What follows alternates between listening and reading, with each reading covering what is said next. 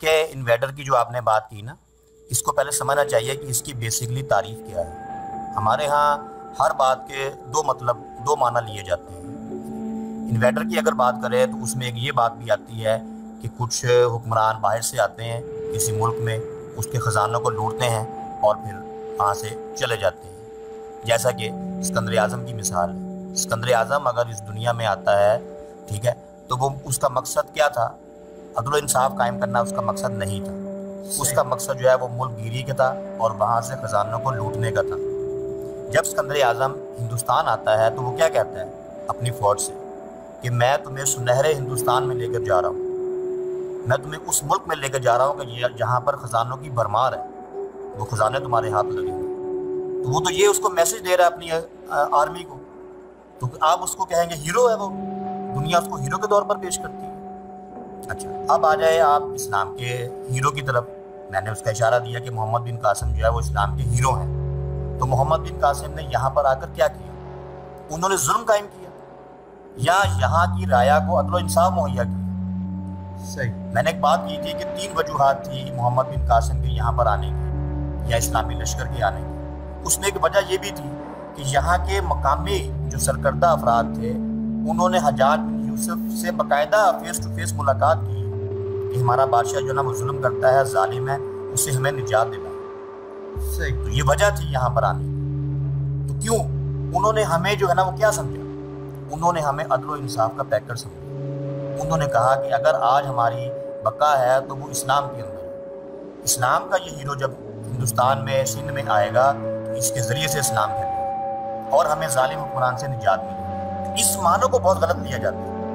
یہ مسلمانوں پر بہت بڑا الزام لگایا جاتا ہے کہ مسلمان جی انویڈر ہے جی، باہر سے آئے ہیں جی، باہر سے آ کر حکمرانی شروع کر دی۔ کیا انویڈر کا یہ مطلب ہے؟ یہ ہمارا یہ کردار ہے؟ اس کی مثال دیکھیں، باراک اوباما، ٹھیک ہے، امریکہ کا صدر ہے، اس کا والد کہاں سے تھا ہے آپ کی نالج میں؟ اس کا والد تو کینیا سے تھا، اس کی والدہ امریکہ سے تھی، صحیح، اور وہ امریکہ کا صدر بن گیا۔ اگر وہ بن سکتا ہے اور وہ امریکی شہریت رکھتا ہے، ٹھیک ہے، تو پھر وہ انویڈر نہیں ہے؟ اس کا والد تو کینیا سے ہے اور باپ سے ہی نسل چلتی ہے۔ صحیح کہہ رہے ہیں، تو وہ انویڈر نہیں ہے۔ اور مسلمان جو یہاں پر آئے انہوں نے اپنا گھر ہی یہاں بنا لیا، ٹھیک ہے، ان کا انتقال ہی یہاں پر ہوا، زندگی یہاں پر بسر کی، ان کی اولاد یہاں پر ہوگی، وہ انویڈر ہے۔ یہ بہت عجیب بات کی جاتی ہے ہمارے مسلمان ہیروز کے بارے میں کہ دنیا میں جہاں جہاں بھی گئے جو ہے نا انہوں نے جا کر ظلم کیا۔ اور موجودہ دور میں اگر اس کی کوئی مثال ہمیں دیکھنے کو ملتی ہے تو اس کے اوپر آپ کیا بات کریں گے سر؟ اس طرح آج امریکہ پوری دنیا کے اندر جو ہے وہ اپنی فوجی چھاونیاں بنا کے بیٹھے اور ان کے وسائل کے اوپر قبضہ کر رہا ہے، تو یہ انویڈر نہیں ہے؟ ہاں بالکل بالکل، یہ بہت بڑی مثال ہے اس کی آج کے دور میں، لیکن آج اس کو اس معنوں میں نہیں لیا جاتا، نہیں دیکھا جاتا۔ مسلمانوں کو ان کی تاریخ کو اور نوجوانوں کو اس تاریخ سے کاٹنے کے لیے اس طرح کی باتیں پھیلائی جاتی ہیں اور امریکہ جو ہے نا اس کو جائز کر دیا جاتا ہے، اس کے اقدامات کو جائز کر دیا جاتا ہے۔ تو بیسیکلی اس کی وجہ یہی ہے۔ تو یہاں پر آپ ہمارے جو ویورز ہیں ان کو کیا میسیج دینا چاہیں گے اس انویڈر کے حوالے سے؟ دیکھیں، اس حوالے سے ہمیں جو ہے نا وہ تاریخ کا مطالعہ کرنا چاہیے کہ ہمارے مسلمان ہیروز جو ہے وہ جہاں جہاں بھی گئے ہیں انہوں نے وہاں پر کیا کردار ادا کیا؟ کیا اس ملک کے خزانوں کو لوٹا ہے؟ کوئی ایک مثال دے دے کہ ہاں جی اس ملک کے خزانے لوٹ کر جو ہے نا وہ لے گئے، مرکز میں لے گئے، یہاں سے لوٹا اور لوٹ کر چلے گئے اور یہاں کی آبادی کو تہس نہس کر دی۔ یہاں جو مذہب اور جو مذہب کے ادارے قائم تھے، ان کے جو مرکز قائم تھے، ان کو ختم کر دیا اور اپنے ملک چلے گئے۔ کیا ایسا کچھ ہوا؟ نہیں۔ مسلمانوں کی یہ تابناک تاریخ ہے کہ مسلمان دنیا کے جس جس خطے میں گئے ہیں انہوں نے وہاں پر وہاں کی عوام کا رول ادا کیا کہ جیسے وہ ہے ہی ان کے۔ یہی وجہ ہے کہ بعض جگہ پر ہمیں وہاں کی عیسائی آبادی روتی ہوئی نظر آتی ہے کہ نہیں آپ ہی یہاں پر رہیں۔ تو یہ بہت بڑی مثال ہے اس کی۔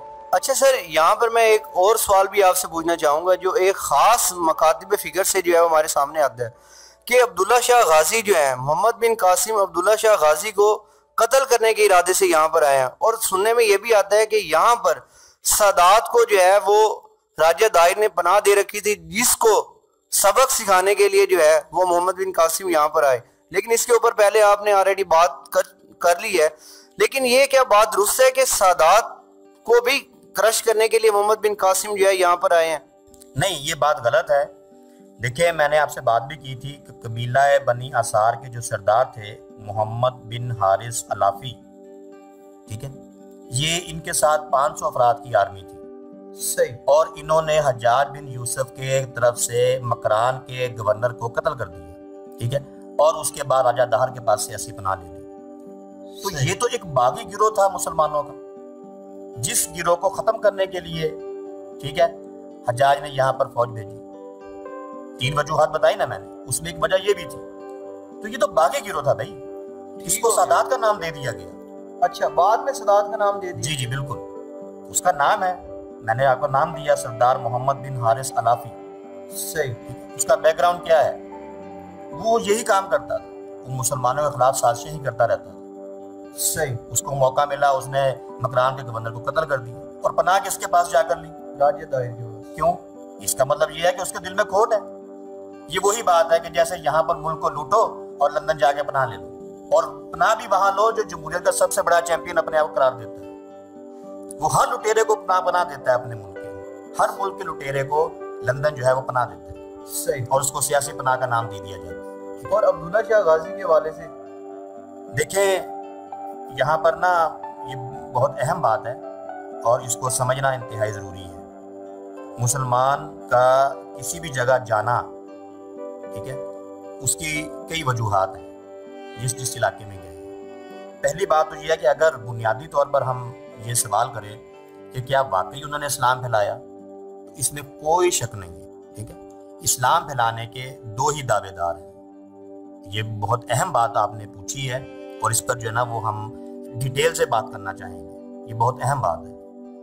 پہلی بات تو یہ ہے اس سوال کا حصہ کہ کیا واقعی ہمارے صوفیہ اور ہمارے اولیاء نے یہ کردار ادا کیا ہے؟ ابھی جو گفتگو ہوئی اس میں تو ظاہر ہوتا ہے کہ یہ سارا کردار ہمیں مسلم فاتحین کی طرف سے نظر آتا ہے، ٹھیک ہے۔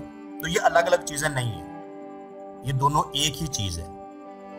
مسلمان جہاں جہاں بھی جاتے ہیں یا گئے ہیں، ان مسلمانوں کا اس دور کے صوفیہ اور اولیاء کے ساتھ جو ہے نا وہ روحانی تعلق ہے، ٹھیک ہے۔ صرف یہی کافی نہیں ہے کہ ہم نے جنگ کے ذریعے سے کسی علاقے پر فتح حاصل کر لی اور پھر اپنے کردار و عمل سے ان کو مسلمان کر دیا، صرف یہ کافی نہیں ہے۔ ایسا ہوا ہے،